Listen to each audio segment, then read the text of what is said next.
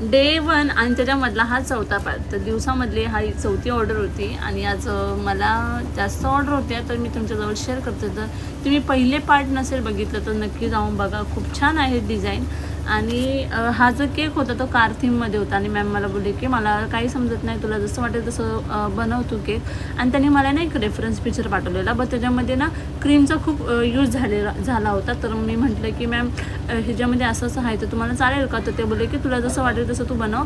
आणि ही डिझाईन मी माझ्या पद्धतीने स्पेशल करण्याचं ट्राय केलं आणि मॅमला पण खूप आवडलं. मी त्यांचा जो फीडबॅक आहे तो मी लास्टला शेअर केला आहे, तर तुम्ही नक्की बघा. आणि हो, उद्यापासून मी एक चॅलेंज घेतलं आहे 30 दिवसांचं. न्यू डिझाईन तुमच्याजवळ शेअर करणार, ते पण फुल व्हिडिओ डिटेल्समध्ये. मग ते स्टँड केक असू दे, छोटे छोटे लाईटवाले, आणि जे माझ्याकडनं पॉसिबल होणार ते मी तुमच्याकडं सगळे शेअर करणार. तर तुम्ही नक्की बघा. आणि हा होता केकचा फायनल लुक आणि मॅमचा जो फीडबॅक आहे. आणि त्यांना चॉकलेट्स पण खूप आवडलेले. त्यांनी बोलले की तू चॉकलेट्स पण छान बनवते, केक पण छान बनवते. तर खूप छान वाटलं ऐकून feedback. And thank you for watching. Bye.